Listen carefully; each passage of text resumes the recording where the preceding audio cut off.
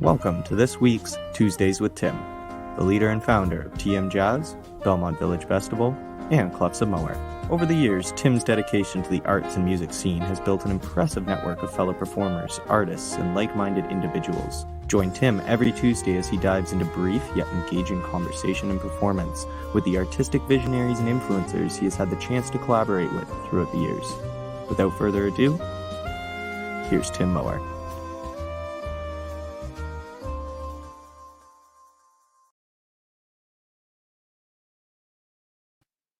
Hello, everyone. Welcome to Tuesdays with Tim. And again, I am very happy to say that I'll be having Kelly Cavan with us. But I'm going to take a moment before I invite Michael just to show you something. I'm really excited about this. So I won't be able to speak while I'm showing it to you, but there's a poster I'm going to share with you right now. Here we go. Oh, well, maybe not. Maybe I have to remove myself first. Let me try it.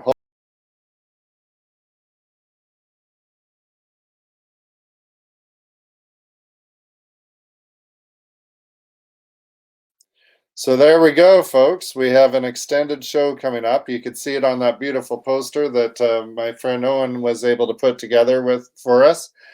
We have so much going on next week. It's going to be an extended Tuesday for Tim, and that's going to make up for what's happening this week, because what's happening this week is, I have Michael, like I said, and I'm going to invite him on very shortly, but a lot of things went wrong this week. So why don't I bring Michael on? We'll just chat about that. Hey, Michael. I don't know if you can hear me. All I need is to talk about things going wrong. That sounds like fun. Well, it's just been a very stressful week. We'll call this the misery episode. Tuesday's torment. I think I've renamed it. I have a friend who will remain anonymous. I'm not going to mention his name, but he's really good at what he does, and he works with technology all the time. I have a lot of friends like that. But anyway, I had him in for like 3 hours yesterday, 2 hours a week ago or 2 weeks ago, just trying to get some things happening with technology and getting the proper sound across. When I'm using backing tracks as a soprano sax player, I could play a tune right now and you can hear the soprano sax, no problem. But as soon as you try to incorporate, like for you, you have it working just fine with the guitar and the voice. Mm-hmm. For me, with my backing tracks, to record it properly, it's still not working. So anyway, we worked on it for hours and hours and hours, and unfortunately, it still is not working. But we have something we could share a little bit later. I'm not even sure if we've shared it before on Tuesday with Tim. But the thing is too about that, I know that I discovered at least with Zoom that there's a whole thing built into these apps to kill the background sound. So I'm not saying, I don't know whether you looked or whatever, or whether this particular thing has it, but you say, I know on Zoom you can shut off the noise cancellation feature, which, sometimes that's what's happening. Is the app itself is trying to shut down the background noise. So if you got your backing tracks there, I'm just saying that's a possibility. I know. Absolutely. We don't need to bore them with every aspect of what we're going through, but I know. Wanted to say, hey, you know what? This is tough. Like it looks, it looks so easy just to come on and chat, but when you try to produce stuff, I remember I might have told you this, Tim, but when I was, I've done a couple of Zoom concerts over the past couple of months, and I did one for for a university luncheon, and it was like a 8 or 9 song set, about 45 minutes of music, and my wife was one of the people at the lunch, and so I played for the 45 minutes, and everybody clapping, and it was nice. When I finished, my wife calls me and says, "Oh, that was great, Michael. You did a good job, but your voice was weird." And so as soon as she said that, I didn't know what the problem was, but I went back on, and you can record yourself on Zoom. Yeah. So I recorded, about a verse and a chorus of a song. And when I played it back, this was a Christmas show I was doing for them. When I played it back, the voice that they were hearing, if it was God rest ye merry gentlemen, what they were hearing was God rest ye merry gentlemen. At twice the speed. There was a discrepancy between the microphone, because I was using an outside microphone, like rather than the one that's built into the. So between that microphone and my laptop, there was a technical discrepancy, and so it caused my voice to come out like whatever, I don't know, Tiny Tim or whatever. But so I've had my fair share of misery on the Zoom. Zoom before we get into our conversation that we sort of mapped out for us, I have one other thing. I want to talk a little bit about next week, because we have Jesse Grammont, who's going to be joining us. He's a fiddle player that I think you've worked with Jesse before when we did the show at the Knox Presbyterian, right? Oh, yes. Well, actually, Shane and Jesse were there. So Shane's not able to make this one, but Jesse is. And Jesse is an incredible fiddle player, and he has friends that are really good with the live streaming tech thing. So we've rented a facility for next week. We're all going to be spaced out like a good 6 feet plus apart. We have enough room for us, and we're going to just run through as many tunes as we can from the album. But it's the first time that we will have played together, the Clefs of Moher, since the summer for Bestival. Lot 42, you're going to see it at the end of this session today. And then also, before that, it was Knox Presbyterian, which is almost, what's today's date? The 9th? So it was the 13th. We had to cancel the 16th show. That's right. This is going to be 1 year later doing a live stream show. Whoever would have thought, eh? Unbelievable, huh?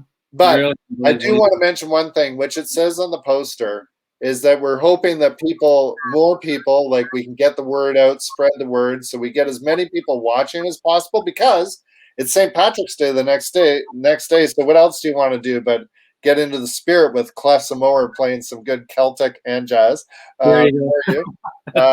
But it's the first time it'll be sort of a Tuesday with Tim special that we are, and probably one of the only ones, unless we do it annually or something, but where we might look for a little bit of contribution from the audience. So we'll have either PayPal or people can email in and tip us with a tip jar, because all these guys, they're working for free. Sure. And that's the way it is right now for the so many. Well, my food stamps are almost gone, so I know. Yeah, you got to work on that. The KD is wearing thin on you, you know. So anyway, let's talk about Celtic jazz.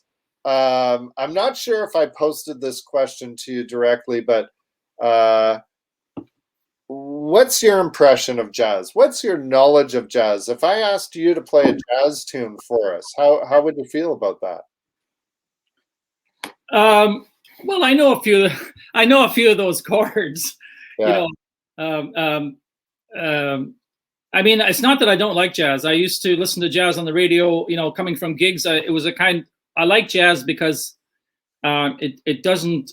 I don't have to do a lot of thinking. If I'm listening to popular music, I'm thinking of lyrics. I'm thinking of whatever. If I'm listening. Earlier, though, we were talking about Miles Davis. Yes. I had read his book, and I was going to play something tonight that was called All Blues, and it was a Miles Davis. Couldn't get it to work. But anyway, tell us. Well, no, actually, it's interesting. In the past week, I one of the things like many people that I've been doing since COVID came along was doing a lot of walking, most of it with my wife, but occasionally I go out at night myself and I walk I do like between 10 and 15,000 steps, which about 15,000 steps is about 7 miles. It's not that far up to Waterloo and back kind of. But anyway, so the other day when I went out, I don't always, but I brought my phone and I was listening to NPR radio and just on their random features, whatever, letting them, they select whatever.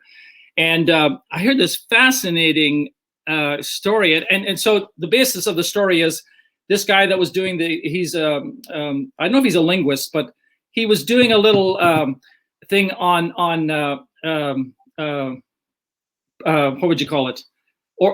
Orators. So he had Martin Luther King on one side, and he was talking about obviously the famous speech, and then he had this other fella. I don't know. He was a guy that ran a chain of jewelry stores somewhere in England, but it was comparing a great oration with a disaster, and he was just talking about the difference between the two. But what was fascinating in the program was because he was talking about the fact that Martin Luther King apparently was a very was an incredible orator from a very young age. Won a lot of speech. What do you call those? When we were in school, we used to go and have what do you call those things? Those contests, the speech. Yeah, I know what you mean. Somebody have to speak. Yeah. So he won a lot of those, and he was very good at it. And it was talking about the fact that so they started to talk about the idea of being really prepared and whatever, and in terms of memorizing the speech and whatever. And then his situation where he had to, and it was apparently connected to the Rosa Parks incident on the bus, where he was called upon to make a speech, and he normally would take about 15 hours, I think was the amount of time he took to write a speech and memorize it, and he was given 20 minutes to prepare to make a speech, and it was just talking about what he went through to do that. And so then it got into the jazz analogy, which was that, and apparently Miles Davis was the example, but it referred to some scientific experiments with using I think it's something like an MRI machine, where they put a jazz musician in there, a piano player, with a little plastic keyboard, and asked him to riff on something. They also put a rapper in there and threw a word at him and said, do a rap song based on the one word. And when they scanned the brain, from what I may get things wrong here, but the way you see the colors when you see those brain scans where the activity is, and all the area where we would find control in our brain, there was no activity there. So it was almost like all the safety belts were off. And it was just talking about that when a jazz musician plays and he's improvising like you do, it's like you're out in the you're flying free. I mean, literally in your brain, all the things that would keep you in control in normal life, they go away when you improvise. And it was quite beautiful. And it talked about how Martin Luther King had that speech and did actually make a great speech, but it was coming from a completely different place. He was actually riffing. He was doing a jazz piece when he was doing that, So it's kind of cool. Something. Yeah, yes, beautiful. It's like, and the Miles Davis connection was that I think it said that, I might not get this quote right, but they asked Miles Davis about that phenomenon. Like, what was it like? What's it like to riff? What's it like to be improvising like that on the fly? Mm-hmm. And he said that what it's like is it's something like, I can listen better when I'm improvising. Like it wasn't that he could hear better or play better. It was as though his sense of hearing was improved.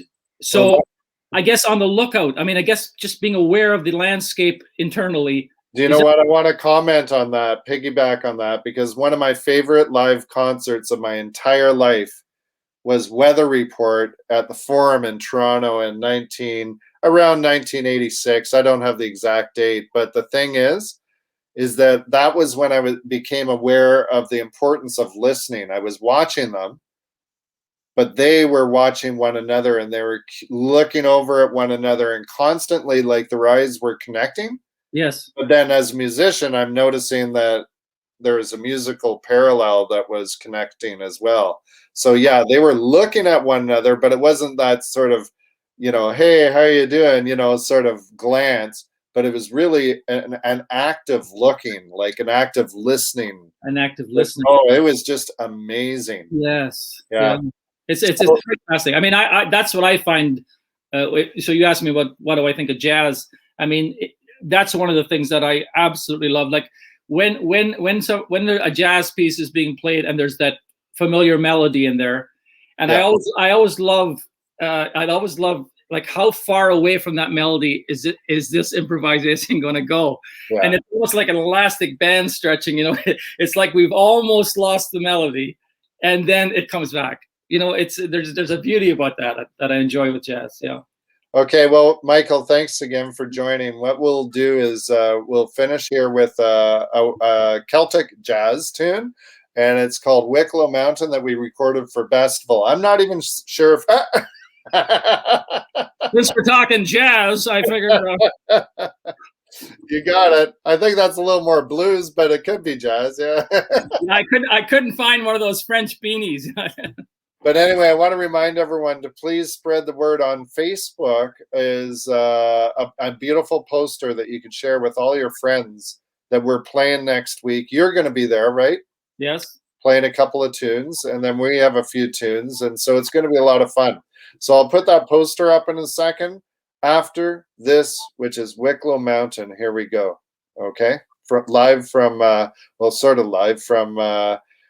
Bestival days in the summer, and this is at Lot 42 in Kitchener. Here we go. Thanks again, Mike. You're welcome.